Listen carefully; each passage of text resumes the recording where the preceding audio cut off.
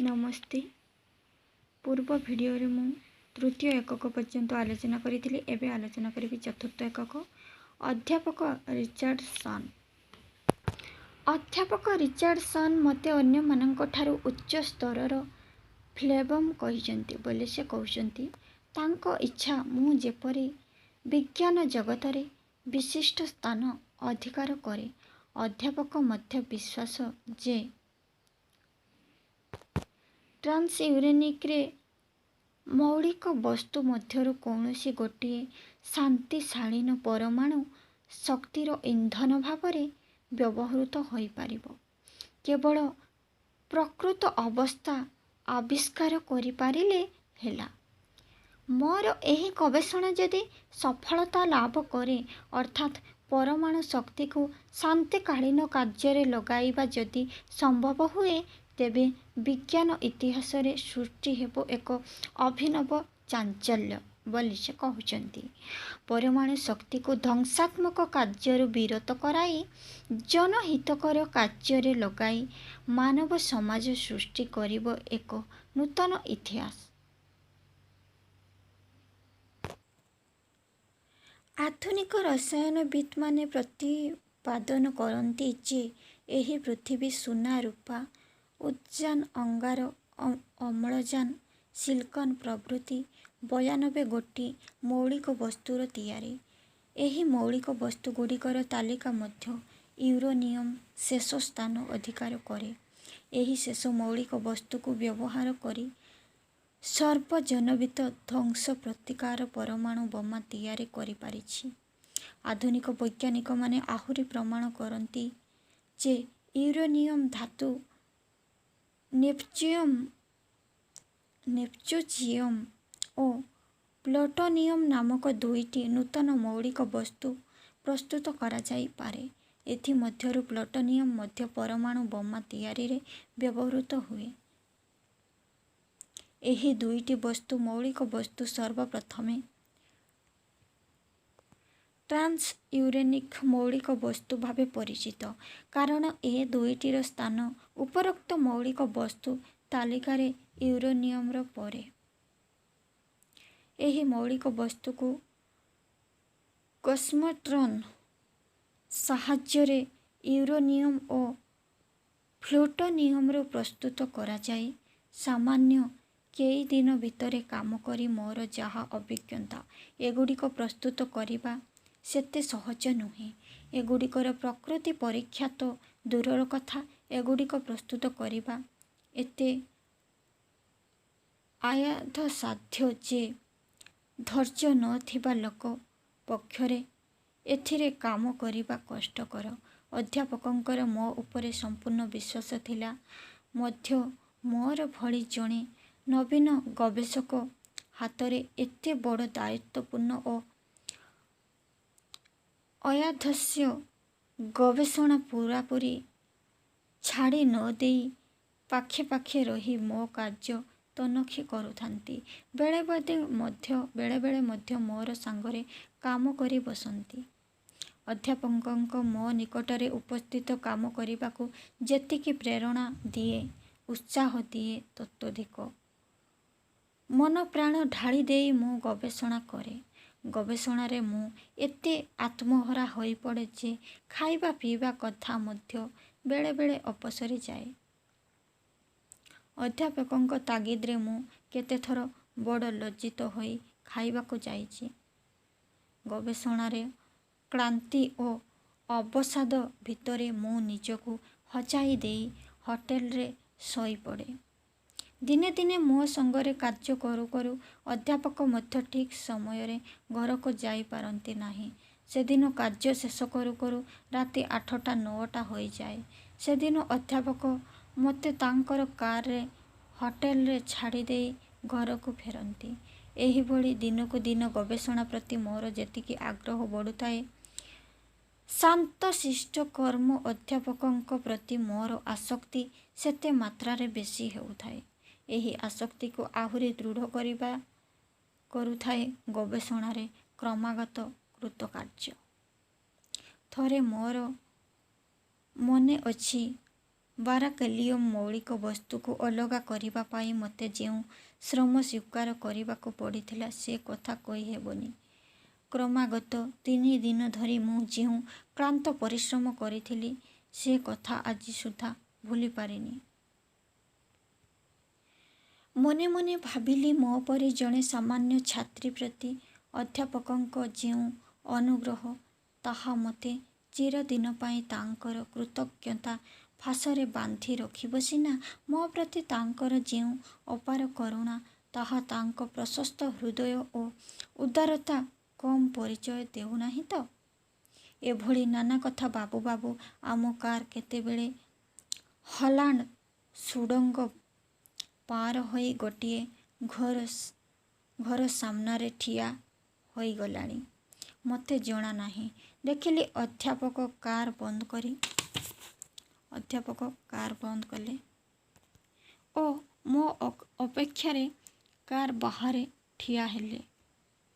ସେ କାର୍ଟିକୁ ଗ୍ୟାରେଜରେ ରଖିଦେଇ ଚାଲି ଆସିଲେ। ମୁଁ ତା ପଛେ ପଛେ ଗଲି।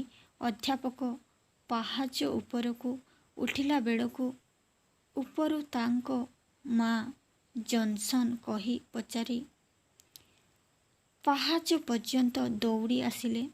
କହିଲେ, ବାପା, ତୁ ଆଜି ଏତେ ଡେରି କରିବୁ ବୋଲି ମୁଁ ଭାବି ନଥିଲି। ତୋର ପରା ଆଜି ଜନ୍ମଦିନ। ସେ କଥା କ'ଣ ତୋର ମନେ ନାହିଁ? ସକାଳେ ଗଲାବେଳକୁ ତୋ ବନ୍ଧୁମାନଙ୍କୁ ଡାକି ଆଣିବା ପାଇଁ କହିଥିଲି ପରା।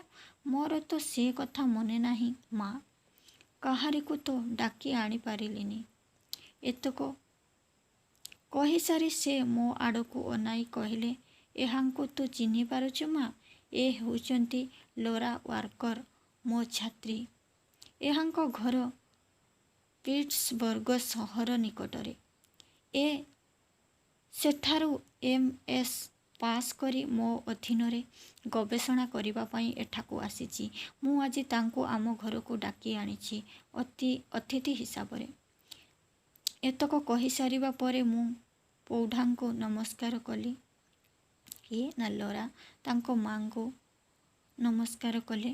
ମୋତେ ଆନନ୍ଦ ଉଦ୍ଗତି ଚିତ୍ତରେ କୁଣ୍ଢାଇ ପକାଇ କହିଲେ, ହେଉ ମା, ଆମ ଘରକୁ ଆସିଛୁ, ବେଶ୍ ଖୁସି ହେଲି।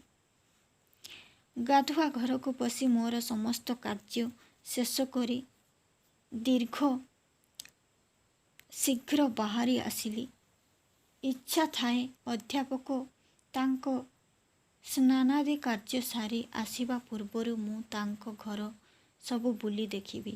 ବିଶେଷତଃ ମୋର ବେଶୀ ଇଚ୍ଛା ଥାଏ ତାଙ୍କର ଗୃହିଣୀଙ୍କ ସହିତ ଦେଖା କରି ଆଳାପ କରିବା ପାଇଁ। ସ୍ତ୍ରୀ ମାତ୍ରେ ସାଙ୍ଗସାଥୀ ସ୍ତ୍ରୀମାନଙ୍କୁ ହିଁ ପ୍ରଥମ ଖୋଜନ୍ତି। ପଶୁ ପଶୁ ହଠାତ୍ ମୋ ଆଖି ତାଙ୍କ ଉପରେ ପଡ଼ିଲା। ସେତେବେଳେ ସେ ଝରକା ପାଖରେ ବସି ସନ୍ଧ୍ୟାକାଳୀନ ଖବରକାଗଜଟିକୁ ଓଲଟାଇ ଦେଖିଲେ। ଓଲଟାଇ ପଢ଼ିବାକୁ ବସିଥିଲେ। ସେ ଡାକିଲେ, ତେଣୁ କୁଆଡ଼େ ଯାଉଛ ଲୋରା, ଶୁଣ ବୋଲି କହିଲେ। ବଡ଼ ଲଜ୍ଜାରେ ଘରେ ପଶିଲି। ନିକଟରେ ପହଞ୍ଚିଲା କ୍ଷଣି ସେ ମୋତେ ବସିବା ପାଇଁ କହିଲେ। ଖୁବ୍ ଧୀର ସ୍ଥିର ଭାବରେ ପାଖ ସୋଫାରେ ବସିଲି। ତୁମକୁ ବଡ଼ ଅଡ଼ୁଆ ଅଡ଼ୁଆ ଲାଗୁଛି ବୋଧହୁଏ ଲୋରା? ସିଗାରେଟ୍ ଲଗାଉ ଲଗାଉ ଅଧ୍ୟାପକ ପଚାରିଲେ। ପ୍ରଶ୍ନ କୌଣସି ଉତ୍ତର ନ ଦେଇ ଝରକା ଦେଇ କାରା ନିଶୀଥର ଜ୍ୟୋତ୍ସ୍ନା ବିଧୃତ ଧରଣୀ ଆଡ଼କୁ ଅନାଇ ରହିଲି। ପୌର୍ଣ୍ଣମାସୀ ଚନ୍ଦ୍ରମାଙ୍କର ଶୀତଳ ଜ୍ୟୋତ୍ସ୍ନା ସେତେବେଳକୁ ଆମ ପାଦ ଧୌତ କରି ସାରି ଯାଉଥାଏ। ତୁମ ମନରେ ଗୋଟିଏ ପ୍ରଶ୍ନ ଉଠିଲା ଭଳି ମୋତେ ମନେ ହେଉଛି, କିନ୍ତୁ ବାହାରକୁ ନ ଜଣାଇ ତୁମେ ଯେ ନୀରବ ଲୋରା ବୋଲି କହୁଛନ୍ତି ଅଧ୍ୟାପକ। କାହିଁକି? ମୋ ମନରେ ତ କୌଣସି ପ୍ରଶ୍ନ ନାହିଁ। ମୋ ମନର ପ୍ରଶ୍ନ ମୁଁ ଜାଣେ ନାହିଁ, ଅଥଚ ଆପଣ ଜାଣୁଛନ୍ତି। ବଡ଼ ସାହସର ସହିତ ଏ କେତେପଦ କହିଲେ ଲୋରା। ଦେଖିଲି ଅଧ୍ୟାପକ ମୋ ଆଡ଼କୁ ଅପଲକ ନେତ୍ରରେ ଅନାଇ ରହିଛନ୍ତି। ଲୋରା ଆଡ଼କୁ ଅଧ୍ୟାପକ ଅନାଇ ରହିଛନ୍ତି। ଏହି କେତେ ବର୍ଷ ଧରି ଅଧ୍ୟାପକ କାର୍ଯ୍ୟ କରି ମୋର ସେତେକ ଅଭିଜ୍ଞତା କ'ଣ ହୋଇଥିଲା? ମିଛ କହି ମନ କଥା ଲୁଚାଇଲେ କ'ଣ ହେବ? ମୁଁ ତୁମ ପ୍ରଶ୍ନର ଉତ୍ତର ଦେଉଛି ଶୁଣ। ହସି ହସି କହିବାକୁ ଲାଗିଲେ। ଅର୍ଦ୍ଧଦଗ୍ଧ ସିଗାରେଟରୁ କଣ୍ଡୁଳିତ ଧୂମ ଉପରକୁ ଛତୁ ଭଳି ମେଲି ହୋଇ ଯାଉଥାଏ। ଅବିକଳ ନାଗାସାକ୍ଷୀ ଉପରିସ୍ଥ ପରମାଣୁ ବୋମା ବିସ୍ଫୋରଣରୁ ଉତ୍ଥିତ ଧୂଳିପଟ ଭଳି। ସେ ଆଜକୁ 14 ବର୍ଷ ତଳେ କଥା ଲରା। 14 ବର୍ଷର ତଳର କଥା ଲରା। 1936 ମସିହାରେ ଯେତେବେଳେ କଲମ୍ବିଆ ବିଶ୍ୱବିଦ୍ୟାଳୟରୁ ନ୍ୟୁକ୍ଲିୟର ପଦାର୍ଥ ଦ୍ୱାରା MA ପାସ୍ କଲି, ସେତେବେଳେ ପିତାଙ୍କ ଅନୁରୋଧରେ ମୋତେ କେମ୍ବ୍ରିଜ ବିଶ୍ୱବିଦ୍ୟାଳୟକୁ ଅଧ୍ୟାପକ ରଥଫର୍ଡଙ୍କ ଅଧୀନରେ ନ୍ୟୁକ୍ଲିୟ ପଦାର୍ଥର ବିଜ୍ଞାନରେ ଗବେଷଣା କରିବା ପାଇଁ ଯିବାକୁ ପଡ଼ିଲା। ଇଂଲଣ୍ଡ ବୈଜ୍ଞାନିକ କକ୍ସପାର୍ଟ ଓ ଅଲ୍ଟନ୍ଙ୍କ ସହ ସର୍ବପ୍ରଥମେ ପରିଚୟ ମୋର ସେଦିନଠାରୁ।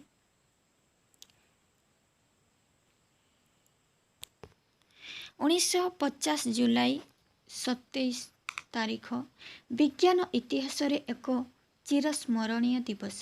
ଅଧ୍ୟାପକ ଓ ମୁଁ ବାରାକେଲିୟମର ପ୍ରକୃତି ପରୀକ୍ଷା କରୁ କରୁ ଏକ ଅଭିନବ ପ୍ରକ୍ରିୟା ଆବିଷ୍କାର କଲୁ।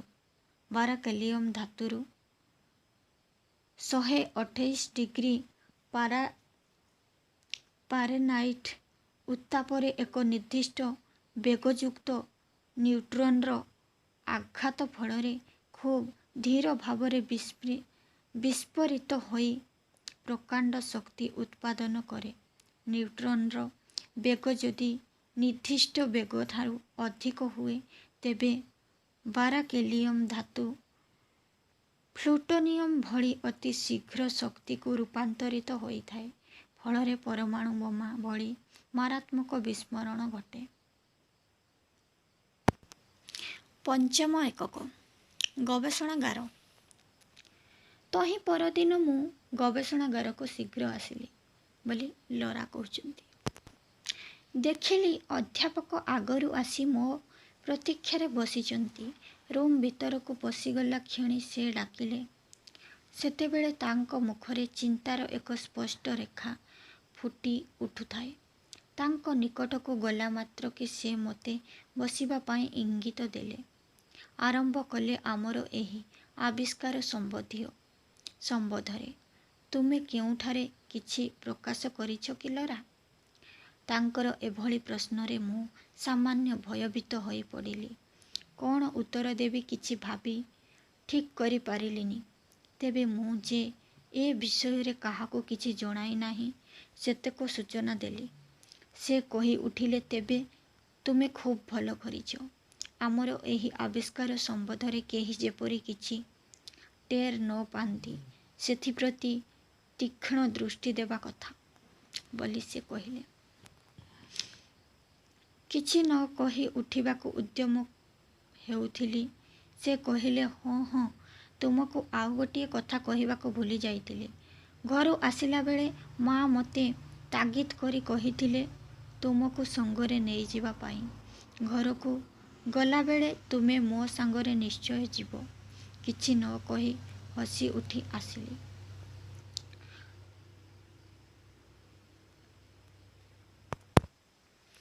ପୂର୍ବ ଦିନର କାର୍ଯ୍ୟ ବିଶେଷ କିଛି ବାକି ନଥାଏ। ଯାହା କିଛି ବାକି ଥାଏ ସେଗୁଡ଼ିକୁ ଶୀଘ୍ର ଶେଷ କରିବା ପାଇଁ ଲାଗି ପଡ଼ିଲି। କାମ କଲାବେଳେ ମୋର ମନରେ ଅତୀତର କେତୋଟି ସ୍ପଷ୍ଟ ଅସ୍ପଷ୍ଟ ସ୍ମୃତି ଜାଗି ଉଠୁଥିଲା। କଲମ୍ବିଆ ବିଶ୍ୱବିଦ୍ୟାଳୟରେ ଗବେଷଣା କରିବା ଆଜକୁ ପ୍ରାୟ 7 ମାସ ହୋଇଗଲାଣି। ଇତିମଧ୍ୟରେ ଅଧ୍ୟାପକ ପ୍ରତି ମୋର ଆସକ୍ତି ବହୁ ମାତ୍ରାରେ ବଢ଼ି ଚାଲିଛି। ଅଧ୍ୟାପକଙ୍କ ହସ ହସ ମୁଖ ଓ ସ୍ନେହଭରା ଉତ୍ସାହ ବାଣୀ ଗବେଷଣାରେ ଯେତିକି ପ୍ରେରଣା ଦିଏ, ଗବେଷଣା ପରେ ଆନନ୍ଦ ଦିଏ ତାଠାରୁ ବେଶୀ। ଯେଉଁ ଦିନଠାରୁ ଜାଣିଲି ଅଧ୍ୟାପକ ବିବାହ କରିନାହାନ୍ତି, ସେଦିନଠାରୁ ମୋର ଦୁର୍ବଳ ମନ ତାଙ୍କୁ କାହିଁକି ହଠାତ୍ ଦ୍ୱିଗୁଣ ଭଲ ପାଇବାକୁ ଆରମ୍ଭ କଲା। ମୁଁ ଚିରଦିନ ପାଇଁ ତାଙ୍କ ଆଡ଼କୁ ଢଳି ପଡ଼ିଲି। ଅଧ୍ୟାପକ ପ୍ରତି ଏତଦ୍ ଦ୍ୱାରା ମୁଁ ନ୍ୟାୟ କି ଅନ୍ୟାୟ କଲି କିଛି ବୁଝିପାରିଲି ନାହିଁ। ବୁଝିବାକୁ ଚେଷ୍ଟା କଲି ମଧ୍ୟ ନାହିଁ। ପ୍ରାୟ 5ଟା ବେଳକୁ ସେ ଗବେଷଣାଗାର ଛାଡ଼ି ଘରକୁ ବାହାରିଲେ। ମୁଁ ତାଙ୍କ ପଛେ ପଛେ ଚାଲିଲି। ତାଙ୍କୁ ମୁଁ ଏହା ଭିତରେ ଏତେ ଭଲ ପାଇଥିଲି ଯେ ତାଙ୍କ ଆଦେଶ ଓ ଅନୁରୋଧକୁ ବିନା ଆପତ୍ତିରେ ଗ୍ରହଣ କରୁଥିଲି। ପୂର୍ବରୁ ଚରିତ୍ର ସେହି 9 ନମ୍ବର ଏଭିନ୍ୟୁ ମାନହଟନର ପୃଷ୍ଠଦେଶରେ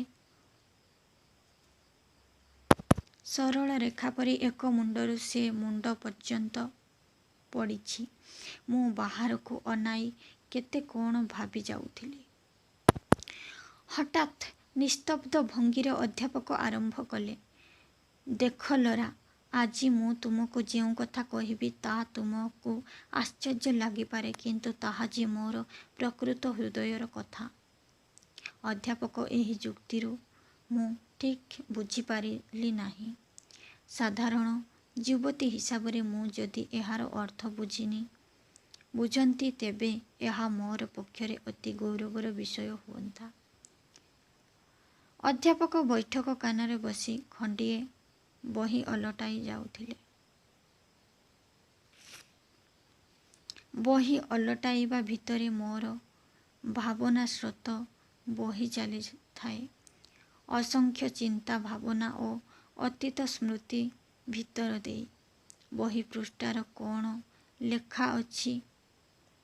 ମୁଁ ହଠାତ୍ ମା ସେଆଡ଼କୁ କପ୍ରେ ଚା' ଧରି ଘର ଭିତରକୁ ପଶି ଆସିଲେ। ଟେବୁଲ ଉପରେ କପ୍ଟିକୁ ଥୋଇ ଦେଇ ମୋ ପାଖରେ ବସିପଡ଼ି ଆରମ୍ଭ କଲେ, ତୁ ହୋଟେଲରେ ନ ରହି ଏହି ଘରେ ରହିଲେ କ୍ଷତି କ'ଣ ହୁଅନ୍ତା? ପ୍ରତିଦିନ ତୁ ଜନ୍ ସାଙ୍ଗରେ କଲେଜ ଯାଆନ୍ତୁ ଓ ସନ୍ଧ୍ୟା ସମୟରେ ଫେରି ଆସନ୍ତୁ ବୋଲି ତାଙ୍କ ମା କହିଲେ।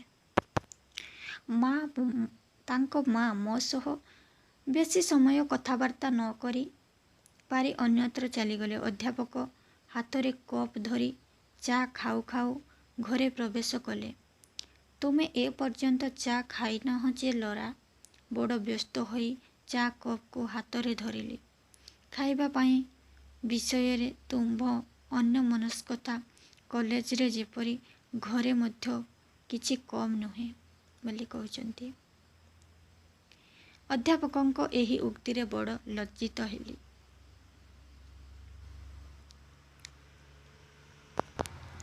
ଏତକ କହି ଅଧ୍ୟାପକ ସୋଫାରେ ତାଙ୍କ ପାଖରେ ଆସି ବସି ଆରମ୍ଭ କଲେ, ଆଜି ତୁମ ସହିତ ଏକ ଗୁପ୍ତ ମନ୍ତ୍ରଣା କରିବି ବୋଲି ଭାବିଛି ଲରା।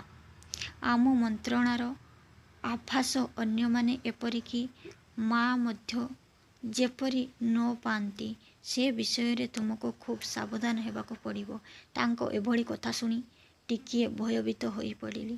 ଭୟ ଓ ଲଜ୍ଜା ମିଶା ମନରେ ତଳକୁ ଅନାଇ ରହିଲି। ରୁମ୍ର ନିସ୍ତବ୍ଧତା ମୋତେ ଆହୁରି ଭୟଭୀତ କରିଦେଲା। ବୁଝିଲ ଲରା, ନିସ୍ତବ୍ଧତା ଭଙ୍ଗ କରି ଅଧ୍ୟାପକ ଆରମ୍ଭ କଲେ, ବାର୍କେଲିୟମର ଅଭିନବ ପ୍ରକୃତି ନେଇ ଆମେ ଯେଉଁ ନୂତନ ଆବିଷ୍କାର କଲେ, ସେହି ଆବିଷ୍କାରକୁ ସାଧାରଣରେ ପ୍ରକାଶ ନ କରି ତହିଁର ଏକ ଅଦ୍ଭୁତ ପ୍ରୟୋଗ କରିବା ମୋର ଇଚ୍ଛା।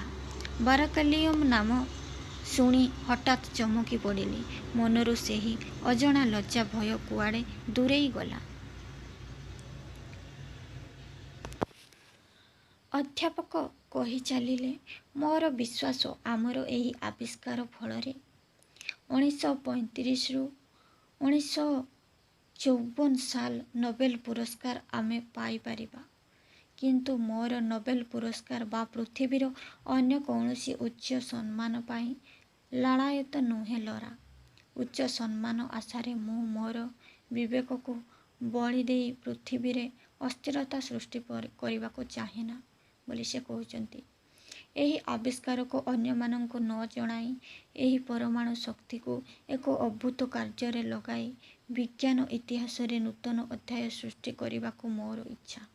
ପରମାଣୁ ଶକ୍ତିର ଏକ ନୂତନ ବ୍ୟବହାର ଦ୍ୱାରା ପୃଥିବୀର ଲୋକଙ୍କୁ ମୁଁ ଦେଖାଇ ଦେବାକୁ ଚାହେଁ ଯେ ଏହି ନୂତନ ଶକ୍ତି ସାହାଯ୍ୟ ନେଇ ଏପରି କାର୍ଯ୍ୟ କରିହେବ ଯେଉଁ କାର୍ଯ୍ୟ ପାଇଁ କୋଇଲା, ତେଲ ବା ବିଦ୍ୟୁତ୍ ଶକ୍ତି ବ୍ୟବହୃତ ହୋଇପାରିବନି। ପଞ୍ଚମ ଏକକ ସମାପ୍ତ। ଆରମ୍ଭ ହୋଇଛି ଷଷ୍ଠ ଏକକ। ଦୀର୍ଘ 4 ମାସ ଧରି ଅକ୍ଳାନ୍ତ ପରିଶ୍ରମର ଫଳସ୍ୱରୂପ 2ଟି ପରମାଣୁ ଇଞ୍ଜିନ୍ ତିଆରି ହେଲା। ଏହି କେତେଦିନ କାଳ ଅଧ୍ୟାପକ ଏକରକମ ଖାଇବା ପିଇବା ଛାଡ଼ି ଏ ଦିଗରେ ଲାଗି ପଡ଼ିଥିଲେ। ତାଙ୍କ ସେହି ଅକ୍ଳାନ୍ତ ପରିଶ୍ରମ ଓ କୃତକାର୍ଯ୍ୟ ତାର ଉତ୍ଥାନ ପତନ ମଧ୍ୟରେ ଯେଉଁ ଆଶା ଓ ହତାଶା ଦେଖା ଦେଇଥିଲା, ଆଜି ସୁଦ୍ଧା ମନେ ପଡ଼ିଲେ ମନର ଶୁଷ୍କ ପ୍ରାଣ ପୁଲକିତ ହୋଇ ଉଠେ। ପରମାଣୁ ଇଞ୍ଜିନ୍ର ତିଆରି ଦିନଠାରୁ ମୁଁ ପୂରାପୂରି ତାଙ୍କ ଘରେ ରହିବାକୁ ବାଧ୍ୟ ହେଲି। ଦେଖିଲି ମୁଁ ଯଦି ଅଧ୍ୟାପକଙ୍କ ପାଖେ ନ ରହେ ଓ ତାଙ୍କ ସ୍ୱାସ୍ଥ୍ୟକୁ ନ ଜଗେ ତେବେ ସେ ଗବେଷଣାର ଉନ୍ମାଦନା ଭିତରେ ଏତେ ଆତ୍ମବିସ୍ମୃତ ହୋଇପଡ଼ିବେ ଯେ ଖାଇବା ପିଇବା ଛାଡ଼ିଦେଇ ପାଗଳ ଭଳି କାମରେ ଲାଗି ରହିବେ। ଫଳରେ ତାଙ୍କ ସ୍ୱାସ୍ଥ୍ୟ ଭାଙ୍ଗି ପଡ଼ିବ। ତାଙ୍କର ସ୍ୱାସ୍ଥ୍ୟ ଖରାପ ହୋଇଯିବା ଆଶଙ୍କା କରି ମୁଁ ସ୍ୱତଃସ୍ଫୂର୍ତ୍ତ ହୋଇ ତାଙ୍କ ଘରେ ରହିଲି ଓ ଅଧ୍ୟାପକଙ୍କ ସମସ୍ତ ଦାୟିତ୍ୱ ନିହିତ କରି ନିଜ ହାତକୁ ନେବାକୁ ବାଧ୍ୟ ହେଲି। ଯେଉଁଦିନ ପରମାଣୁ ଯାନ ଇଞ୍ଜିନ୍ ତିଆରି ସରିଲା, ସେଦିନ ଆନନ୍ଦ କହିଲେ ନ ସରେ। ପରମାଣୁ ଯାନ ଭିତରେ ପ୍ରକୃତ ଜିନିଷଟି ହେଉଛି ଏହି ଇଞ୍ଜିନ୍। ଇଞ୍ଜିନ୍ ତିଆରି ପରେ ପରମାଣୁ ଯାନ ତିଆରି କରିବା କିଛି କଷ୍ଟ ନୁହେଁ। ପରମାଣୁ ଇଞ୍ଜିନ୍ ଏକ ଅଦ୍ଭୁତ ଧରଣର ବାର୍କେଲିୟମର ଆୟତ୍ତାଧୀନ ବିସ୍ଫୋରଣ ବଳରେ ଇଞ୍ଜିନ୍ଟି ଚଳେ। ସେଥିପାଇଁ ଆଉ କିଛି ଇନ୍ଧନ ବ୍ୟବହାର କରାଯିବା ଦରକାର ପଡ଼େ ନାହିଁ। ସେଦିନ ପ୍ରାୟ ରାତି 2ଟା ହେବ। ବାହାରେ ନିଶା ସାଇଁ ସାଇଁ ଗର୍ଜୁଥାଏ। ଅଧ୍ୟାପକ ପରମାଣୁ ଯାନର ବେଗ ହିସାବ କରୁ କରୁ ଆନନ୍ଦରେ ବିହ୍ୱଳିତ ହୋଇ ମୋ ଶୋଇବା ଘରକୁ ପଶି ଆସିଲେ। ଶୋଇବା ଖଟ ଉପରେ ବସିପଡ଼ି ମୋତେ ଓହ୍ଲାଇ ଦେଇ ହଠାତ୍ ମୋ ନିଦ ଭାଙ୍ଗିଗଲା। ଅଧ୍ୟାପକଙ୍କୁ ପାଖରେ ବସିବା ଦେଖି ମୁଁ ବଡ଼ ସଙ୍କୋଚ ବୋଧ କଲି। ଆଖି ମଳୁ ମଳୁ ଅଧ୍ୟାପକ ଉଠି ବସିଲେ। ସେ ପଚାରିଲେ, କହିଲ ଲରା, ଏ ପର୍ଯ୍ୟନ୍ତ ଯେତେ ଯାନ ତିଆରି ହେଲାଣି ସବୁଠାରୁ ଦ୍ରୁତଗାମୀ ଯାନ କିଏ? ଆଶଙ୍କାର ସହିତ ଉତ୍ତର ଦେଲି, ରକେଟ୍ ଯାନ। ହୁଁ, ତୁମେ ଜାଣିନାହଁ? ହେଉ, ରକେଟ୍ ଯାନ ବେଗ କେତେ କହିପାରିବ? ଘଣ୍ଟାକୁ ପ୍ରାୟ 2000 ମାଇଲ। ସନ୍ଦିଗ୍ଧ ଚିତ୍ତରେ ଉତ୍ତର ଦେଲି। ସେତେବେଳକୁ ମୋ ଆଖିରୁ ତନ୍ଦ୍ରାଳସ ପୂରା ମାତ୍ରାରେ ଯାଇ ନ ଥାଏ। ଓଃ, ସେହି ତୁମର ଦ୍ରୁତତମ ଯାନ? ମୋ ହାତରେ ଯେଉଁ କାଗଜ ଦେଖୁଛ, ସେଥିରେ କ'ଣ ଲେଖା ଅଛି କହିପାରିବ? ଏହା କହି ସେ ମୋ ନିଦ୍ରାତୀତା ନୟନ ସମ୍ମୁଖରେ କାଗଜ ଖଣ୍ଡିକୁ ଧରିଲେ। କାହିଁ ଆପଣଙ୍କ କାଗଜରେ ଯାନର ନାମ କିଛି, ଚିତ୍ର କିଛି ତ ନାହିଁ? ସେ କାଗଜ କ'ଣ ଆପଣଙ୍କର ଦ୍ରୁତତମ ଯାନ କି? ଦୁଷ୍ଟାମିର ସହିତ ଉତ୍ତର ଦେଲି। ସେ ମୋ କାନ ମୋଡ଼ିଦେଇ କହିଲେ, ତୁମେ କେବେଠାରୁ ଏତେ ଦୁଷ୍ଟାମି ଶିଖିଲ ଶୁଣେ? ବାଃ, ବେଶ୍ ସାହସ ତ ହୋଇଗଲାଣି। ଏତିକି କହି ସେ ମୋ କାନ ଧରି କାଗଜ ଉପରକୁ ଟାଣି ନେଇ ପରମାଣୁ ଯାନର ଗତି ବେଗ ହିସାବ ମୋତେ ଦେଖାଇ ଦେଲେ। ଆଖିରୁ ଏଥର ନିଦ ଭାଙ୍ଗିଗଲାଣି। ଏହା ଉପରେ ଯେଉଁ ହିସାବ କଥା ହୋଇଛି ବୁଝିପାରୁଛ? ପରମାଣୁ ଯାନର ବେଗ, ଏଥିରେ କେତେ ଲେଖା ହୋଇଛି? ବିସ୍ମାରିତ ନୟନରେ ତାଙ୍କ ଆଡ଼କୁ ଅନାଇ କହିଲି, ଘଣ୍ଟାକୁ 54,000 ମାଇଲ। ଆଁ, ଏ ଦ୍ରୁତଗାମୀ ଯାନ କ'ଣ ସମ୍ଭବପର ହିସାବରେ କେଉଁଠାରୁ ଭୁଲ ହୋଇନାହିଁ ତ? ଏତକ କହି ପୂରାପରି ଉଠି ବସିଲି। ହେଉ ତେବେ ନିଅ, ତୁମେ ହିସାବ କର, ମୁଁ ଶୋଇବାକୁ ଚାଲିଲି। ଏହା କହି ସେ ମୋ ହାତକୁ କାଗଜ ଖଣ୍ଡକ ବଢ଼ାଇ ଦେଇ ଘରୁ ବାହାରିଲେ। ମୁଁ ବଡ଼ ବ୍ୟସ୍ତ ହୋଇ ହିସାବ କରି ବସିଲି। ଦେଖିଲି ତାଙ୍କ ହିସାବରେ କେଉଁଠି ଭୁଲ ନାହିଁ। ପରମାଣୁ ଇଞ୍ଜିନ୍ ତିଆରି ସରିବା ପରେ ପ୍ରକୃତ ପରମାଣୁ ଯାନ ତିଆରି ଦିଗରେ ଚେଷ୍ଟା ଚାଲିଲା। ଏହି ବେଗଶୀଳ ଯାନ ସାହାଯ୍ୟରେ ପୃଥିବୀ ଛାଡ଼ିବା ସମ୍ଭବପର।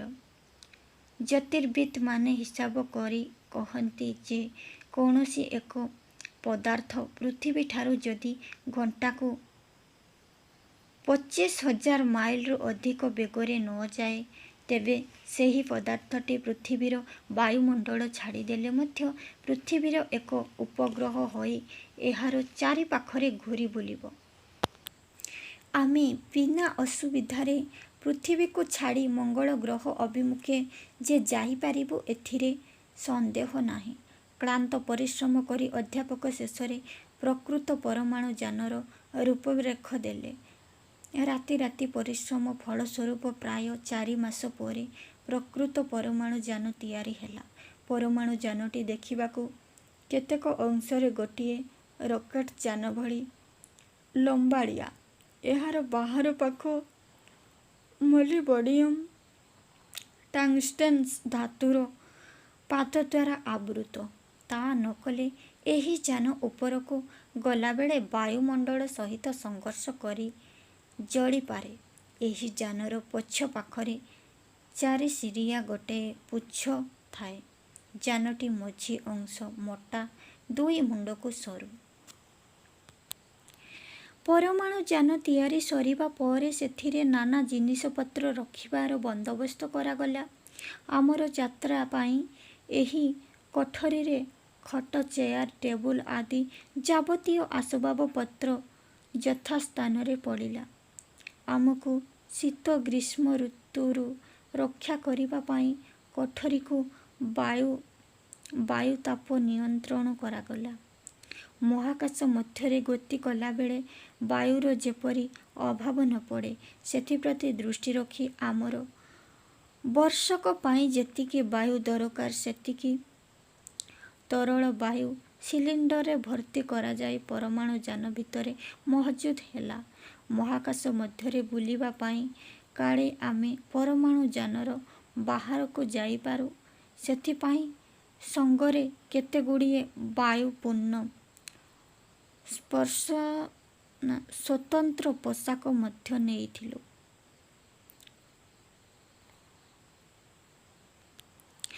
ଲକ୍ଷ୍ୟ କରିବା ପାଇଁ ଶକ୍ତିଶାଳୀ ଦୂରବୀକ୍ଷଣ ଯନ୍ତ୍ର କୋଠରୀ ଭିତରେ ରଖାଯାଇଥିଲା। କିଛି ସମୟ ଭାରି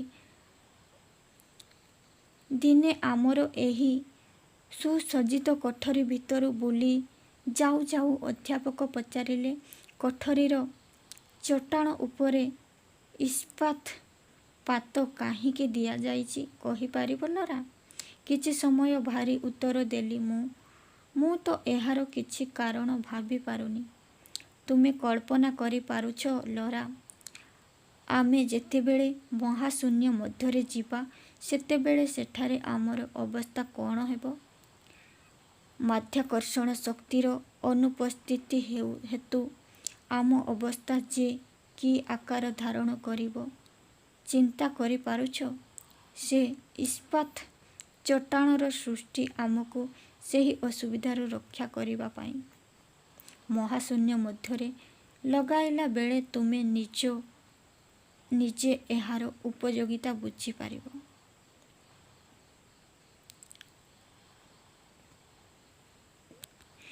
ସବୁ ଠିକ୍ ଠାକ୍ ସରିବା ପରେ ଅଧ୍ୟାପକ ମଙ୍ଗଳ ଗ୍ରହକୁ ଯିବା ଦିନ ଠିକ୍ କରିବାକୁ ଲାଗି ପଡ଼ିଲେ। ଜ୍ୟୋତିର୍ବିଜ୍ଞାନ ଗଣନାରୁ ଜଣାଗଲା ଯେ ମଙ୍ଗଳ ଗ୍ରହ ପୃଥିବୀର ସବୁଠାରୁ ନିକଟବର୍ତ୍ତୀ ହେବ 1956 ମସିହା ବେଳକୁ। କିନ୍ତୁ ଆଉ 2 ମାସ 20 ଦିନ ପରେ ପୃଥିବୀ ଓ ମଙ୍ଗଳ ଗ୍ରହ ଦୂରତା ହେବ 5,83,00,000 ମାଇଲ। ଏହି ଦୂରତାକୁ ଅତିକ୍ରମ କରିବାକୁ ଲାଗିବ 45 ଦିନ। ଆମକୁ 1956 ମସିହା ପର୍ଯ୍ୟନ୍ତ ଅପେକ୍ଷା ନ କରି ଏହାରି ଭିତରେ ପୃଥିବୀ ଛାଡ଼ିବାକୁ ପଡ଼ିବ। ତେଣୁ ଏହି ସମୟଟି ଆମର ସବୁଠାରୁ ସୁବିଧାଜନକ କାଳ ବୋଲି ଠିକ୍ କଲୁ। ଅଧ୍ୟାପକ ଦିନେ ମୋତେ ପଚାରିଲେ, ଆମେ ଯେଉଁ ମଙ୍ଗଳ ଗ୍ରହକୁ ଯିବା ପାଇଁ ବାହାରିଛୁ ତା ବିଷୟରେ ତୁମେ କିଛି ଜାଣିଛ ଲୋରା? ମୁଁ ମୁଣ୍ଡ ଟୁଙ୍ଗାରିଲି, ନାସ୍ତି କଲି। ସେ ଆରମ୍ଭ କଲେ, ମଙ୍ଗଳ ଗ୍ରହର ଅବସ୍ଥା କେତେକାଂଶରେ ଆମ ପୃଥିବୀ ଭଳି। ଜ୍ୟୋତିର୍ବିତ୍ମାନେ କହନ୍ତି ପୃଥିବୀଠାରୁ ଏହା ଢେର ଛୋଟ। ଏହାର ଆକାର ପୃଥିବୀ ଆକାରରେ ମୋଟେଇ 6 ଭାଗରୁ ଭାଗେ। ଏହାର ବ୍ୟାସ ମୋଟେ 42,000 ମାଇଲ। ପୃଥିବୀ ବ୍ୟାସ ଅଧେ। ତେଣୁ ମଙ୍ଗଳ ଗ୍ରହରେ ମାଧ୍ୟାକର୍ଷଣ ବଳ ଢେର କମ୍। ଜଣେ ଲୋକ ଯେତିକି ବଳ ନେଇ ପୃଥିବୀଠାରେ 20 ଫୁଟ ଡେଇଁବ, ସେତିକି ବଳ ନେଇ ସେ ମଙ୍ଗଳ ଗ୍ରହରେ 50 ଫୁଟ ଡେଇଁପାରିବ। ବାଃ, ସେଠି ଚମତ୍କାର ଅବସ୍ଥା ତ! ଆମେ ଯେଉଁ ପଦାର୍ଥ ଏଠାରେ ଉଠାଇ ପାରିବାନି, ତାକୁ ତ ସେଠାରେ ଅକ୍ଳେଶରେ ଉଠାଇ ପାରିବା। ତୁମେ ଆହୁରି ଆଶ୍ଚର୍ଯ୍ୟ ହେବ ଲୋରା।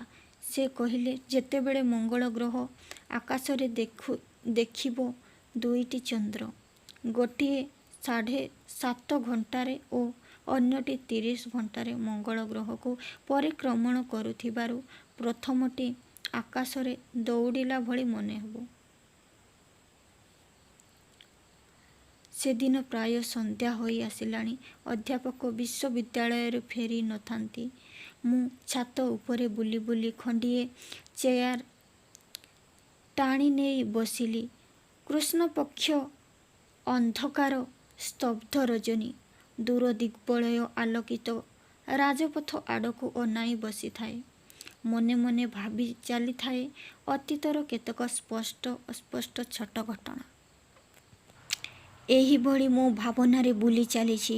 ହଠାତ୍ ଡାହାଣ କାନ୍ଧ ଉପରେ କାହାର ଉଷ୍ଣ ସ୍ପର୍ଶ ଅନୁଭବ କରି ଚମକି ପଡ଼ିଲି।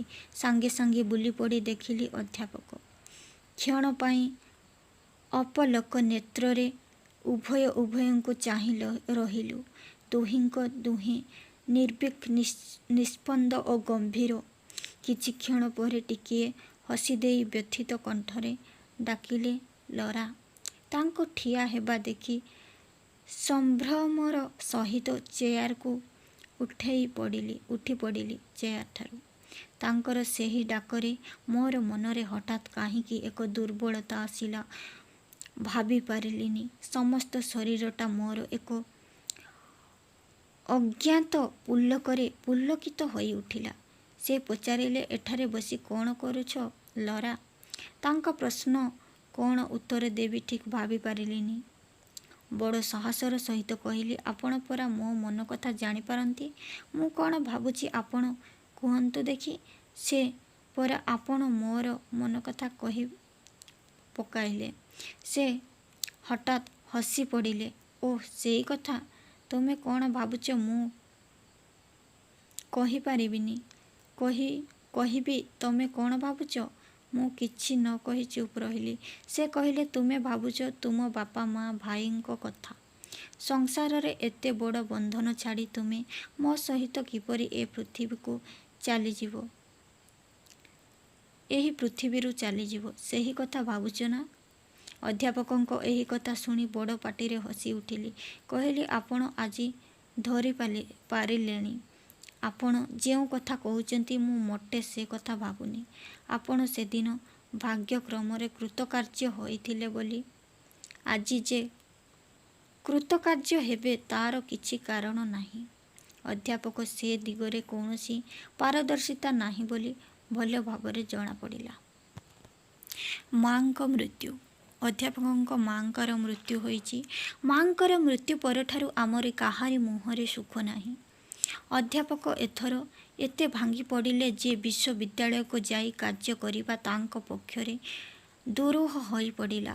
ମୃତ୍ୟୁ କିଛିଦିନ ପରେ ସେ ଦିନେ ମୋତେ ଡାକି କହିଲେ, ଦେଖ ଲୋରା, ଯାହା ହେବାର କଥା ହେଲାଣି। ଭାବିଲେ ଆଉ କ'ଣ ହେବ? ବର୍ତ୍ତମାନ ଆମ ଅଭିଯାନ ସମସ୍ତ ବନ୍ଦୋବସ୍ତ କରିବା ଛଡ଼ା ଆଉ ଉପାୟ ନାହିଁ। ପୃଥିବୀ ଛାଡ଼ିବା ଆଉ କେତେ ଦିନ ବାକି ଅଛି କହିଲ? ଆଉ 10 ଦିନ ମାତ୍ର, ଉତ୍ତର ଦେଲି। ତେବେ ଏ ଦିଗରେ ଆଉ ହେଳା ନ କରି ଶୀଘ୍ର ବନ୍ଦୋବସ୍ତ କରିବାକୁ ପଡ଼ିବ। ଦିନ ଯେ ପାଖେଇ ଆସିଲାଣି। ପୃଥିବୀ ଛାଡ଼ିବାକୁ ଆଉ 3 ଦିନ ବାକି ଥାଏ। ପରମାଣୁ ଯାନ କୋଠରୀରେ ଆମର 6 ମାସ ଚଳିବା ପାଇଁ ଖାଦ୍ୟ ଓ ପାନୀୟ ମହଜୁଦ କଲୁ। ପୋଷାକପତ୍ର, ବିଛଣା ସଜେଇ ଇତ୍ୟାଦି ମୁଁ କୋଠରୀକୁ ଘର ଭଳି ସଜାଇ ଦେଲି। ପୃଥିବୀ ଛାଡ଼ିବା ଆଉ ଦିନେ ବାକି ଥାଏ। ନ୍ୟୁକ୍ଲିୟର ପଦାର୍ଥ ବିଜ୍ଞାନାଗାରରୁ ତିଆରି କରୁଥିବା ବାରାକେଲିୟମତକ ଲୁଚାଇ ଘେନି ଆସିଲୁ। ବାରାକେଲିୟମକୁ ଯଥାସ୍ଥାନରେ ରଖି ପରଦିନକୁ ଅପେକ୍ଷା ରଖିଲୁ। ଏତିକିରେ ସମାପ୍ତ ହୋଇଛି ଷଷ୍ଠ ଦୃଶ୍ୟ।